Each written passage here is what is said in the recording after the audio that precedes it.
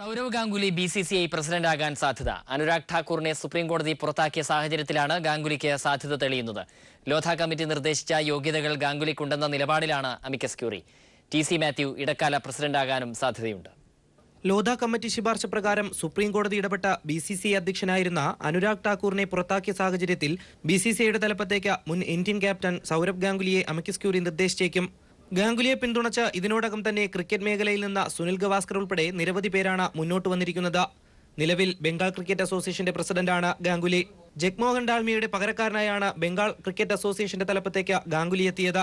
ഗോപാൽ സുബ്രഹ്മണ്യവും കേസിൽ മറ്റൊരു അമിക്കസ് ക്യൂരിയായ മുതിർന്ന അഭിഭാഷകൻ അനിൽ ദിവാനും ചേർന്നാണ് BCCI ബദൽ സമിതിയിലേക്കുള്ള അംഗങ്ങളെ ശുപാർശ ചെയ്യുക.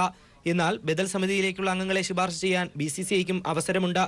നിലവിലുള്ള 5 സീനിയർ വൈസ് പ്രസിഡന്റുമാരിൽ ഒരാളെ ഇടക്കാല അധ്യക്ഷ സ്ഥാനത്തേക്ക് നിയോഗിക്കുമെന്ന് കോടതി പറഞ്ഞിരുന്നു. എന്നാൽ പ്രായ കാലാവധി വ്യവസ്ഥകൾ ഇവർക്ക് തടസ്സമാകും. വൈസ് പ്രസിഡന്റുമാരിൽ പശ്ചിമ മേഖലാ വൈസ് പ്രസിഡന്റ് TC മാത്യുവിന്റെയും മധ്യമേഖലാ പ്രസിഡന്റ് CK ഖന്നയുടെയും പേര് അധ്യക്ഷ സ്ഥാനത്തേക്ക് ഉയർന്നു വരുന്നുണ്ട്. എന്നാൽ മുത്കൽ സമിതി റിപ്പോർട്ടിൽ ഖന്നയെക്കുറിച്ച് മോശം പരാമർശമുള്ളതിനാൽ അത് തിരിച്ചടിയാകുമെന്നാണ് സൂചന. എന്നാൽ ഗാംഗുലിക്കും ചില തടസ്സങ്ങൾ നിലനിൽക്കുന്നുണ്ട്. ഒരു പ്രാവശ്യം അധികാരത്തിലിരുന്നാൽ വീണ്ടും ഭാരവാഹിയാകാൻ 3 വർഷത്തെ ഇടവേള വേണം. CAB പ്രസിഡന്റ് സ്ഥാനത്ത് 2.5 വർഷം പൂർത്തിയാക്കിയ ഗാംഗുലിക്ക് 6 മാസം കൂടി കഴിഞ്ഞാൽ ഈ നിയമം തലവേദനയാകും. Sports desk, people TV.